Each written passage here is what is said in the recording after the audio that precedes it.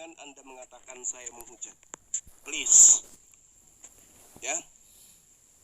Jangan Anda katakan saya menghujat. Saya sedang menjelaskan kitab kalian. Di mana dasar pijakan pembahasan ini, Anda tahu, teman-teman kita yang Kristen tadi itu menghujat poligami, menista baginda Rasulullah Muhammad sallallahu alaihi wasallam. Paham ya?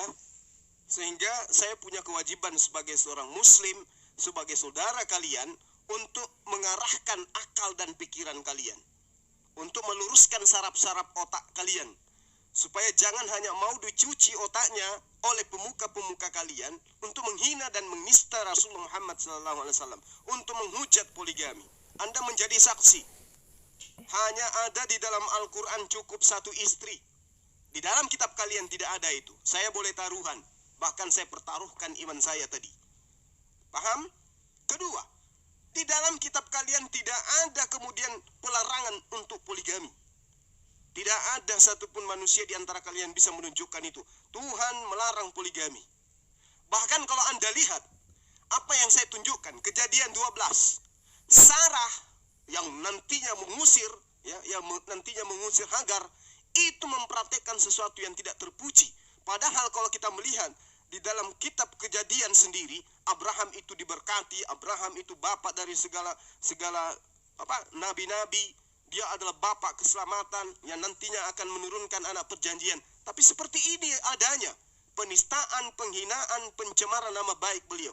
Untung saja Al-Quran itu datang untuk meluruskan nama baik baginda Ibrahim alaihissalam. Paham ya? Ini penistaan ini. Istri seorang nabi besar, Abraham, dikatakan poliandri. Mempraktekkan poliandri. Ini penistaan. Ini penghujatan. Ini penghinaan. Secara turun-temurun, kalian semua dibekali, didoktrin dan didogma dengan penghinaan-penghinaan terhadap Abraham alaihissalam. Sementara kami sibuk memberkati beliau. Allahumma salli ala Muhammad wa ala ali Muhammad kama sallaita ala Ibrahim. Sebagaimana yang kami memberkati Ibrahim. Tiap hari, ya, tanpa henti kami memberkati Abraham, tapi kemudian Anda tanpa henti menghina, menistakan Abraham. Ini fakta yang tidak bisa terbantahkan. Ini fakta yang tidak bisa terbantahkan. Akhirnya apa? Saya di-kick.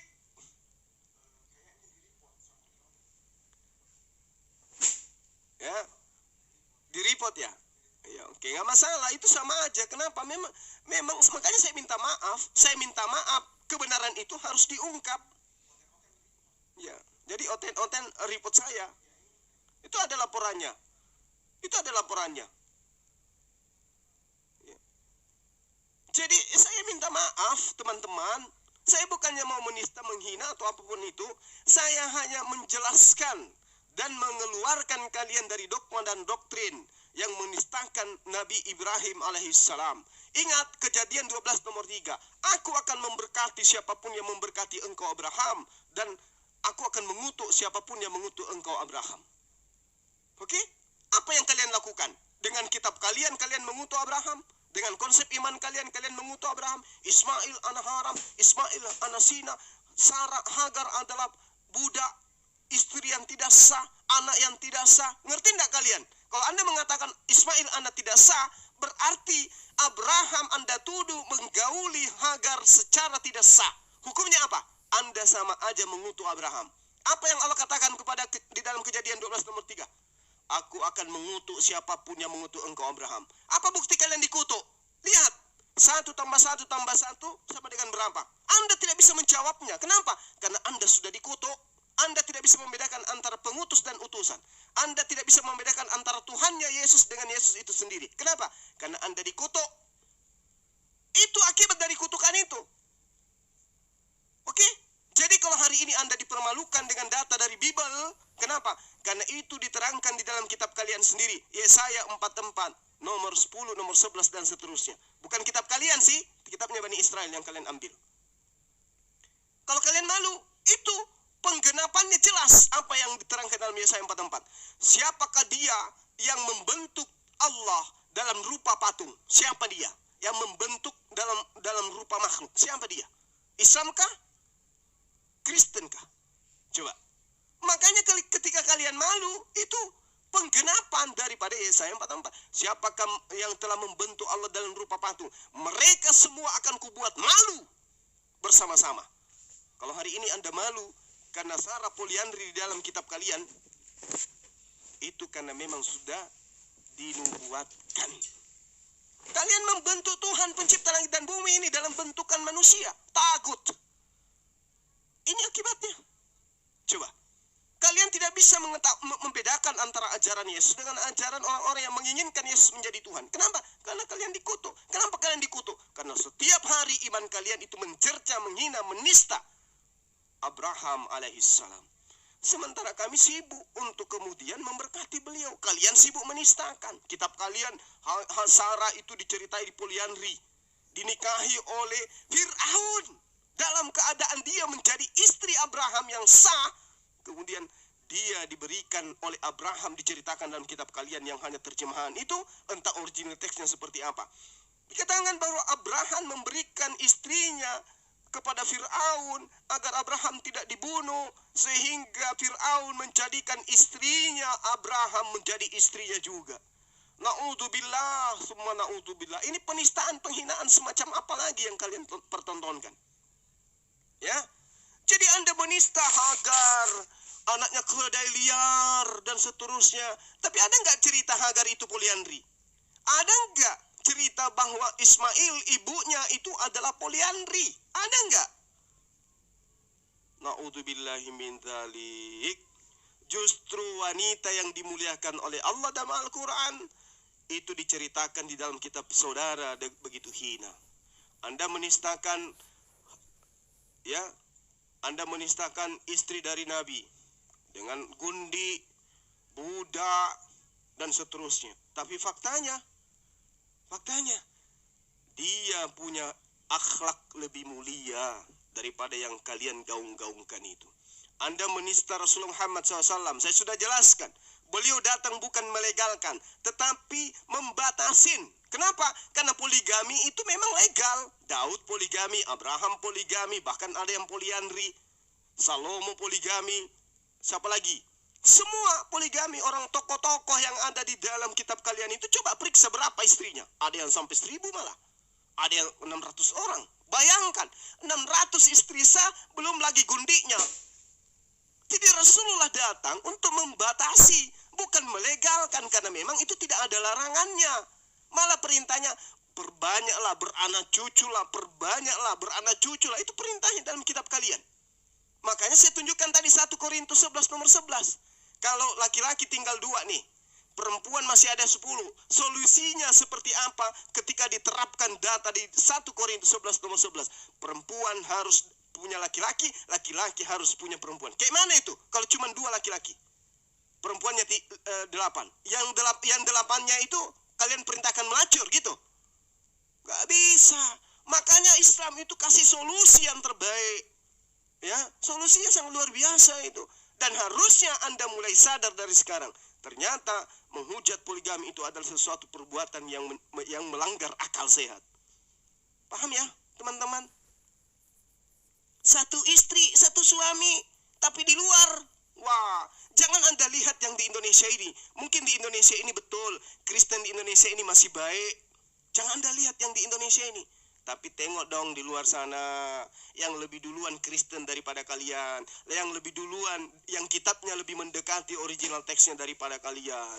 Kitab kalian bahasa Indonesia, kitab mereka bahasa Inggris lebih dulu, baru bahasa Indonesia. Mereka kalau diukur lebih dekat kepada original teks. Tapi apa yang mereka praktekkan? Luar biasa di luar sana tuh. Bahkan sampai ada kitab Bible Key. Asal kalian tahu, ada gereja yang jemaatnya dan pendetanya telanjang, ya, di dalam kebaktian. Ya, jadi jangan sosokan menghujat Islam, jangan sosokan menghujat Rasulullah Muhammad SAW, jangan. Makanya saya tadi sebenarnya saya kasih sliding gunting kalian supaya kalian itu berhenti menghujat. Saya katakan, andai saja tidak ada poligami, Yesus tidak ada. Kenapa? Karena Yesus berasal dari keturunan yang melakukan poligami. Dia dari Berseba, dari Salomo. Anda tahu cerita Berseba gimana sampai dia jadi istri Daud? Anda tahu? Kalau Anda tidak tahu, baca kitab Anda. Tapi hati-hati, bawa tisu. Karena Anda akan dipermalukan, ditampar kiri kanan oleh kitab itu. Pahami itu. Ya, banyak sekali hujatan penistaan yang Anda berikan kepada umat Islam, kepada Rasul Muhammad SAW. Tapi Anda tidak sadar. Anda bisa menyerang, tapi ketika diserang Anda rapuh. Anda nggak bisa apa-apa. Kalau Anda kemudian menghina Islam, menghujat Islam, saya katakan kepada saudara, kami cukup satu istri. Dan dikatakan, kalau kamu tidak adil kata Allah, maka cukup satu istri. Lalu Allah menerangkan, walan tastati'u an ta'dilu bainan nisa walau harastum fala tamilu. Situ sangat jelas dikatakan, kullal mal fatazaruha kal mu'allaqa wa in tuslihu wa tattaqu fa innallaha kana ghafurar rahima. Dan kamu tidak akan dapat berlaku adil. Dan kamu tidak akan dapat berlaku adil di antara istri-istrimu. Artinya, ketika kita diperintahkan bisa adil, kalau tidak bisa adil cukup satu. Dan Allah mengatakan, nikahilah 2, 3, 4. Dan kalau kamu tidak bisa adil cukup satu. Nah, Tuhan sendiri memberikan penggambaran, kamu tidak akan dapat berlaku adil di antara istri-istrimu. Dengan demikian, ya cukup satu berarti. Kalau kita tidak bisa adil berarti cukup satu. Gitu loh. Jadi tidak sesederhana itu memahami poligami. Oh, poligami boleh. Jadi suami boleh menikah 1, 2, 3. Bung, saya ditinggal bini udah setahun lebih. Kalau poligami itu dibolehkan dalam ajaran agama Islam, sehari, sebulan, ya 2 bulan, 3 bulan ditinggal bini, saya udah menikah lagi. Tapi faktanya belum. Kenapa? Menikah itu tidak mudah, Bung. Tidak seperti beli kondom di apotik. Paham itu? Ya, belajar itu. Jadi teman-teman Kristen, sekali lagi saya katakan, saya bukan menghujat, bukan menista. Teman-teman Kristen tadi yang memulai menghujat Rasulullah, poligami dan seterusnya. Anda dengarkan sendiri kan?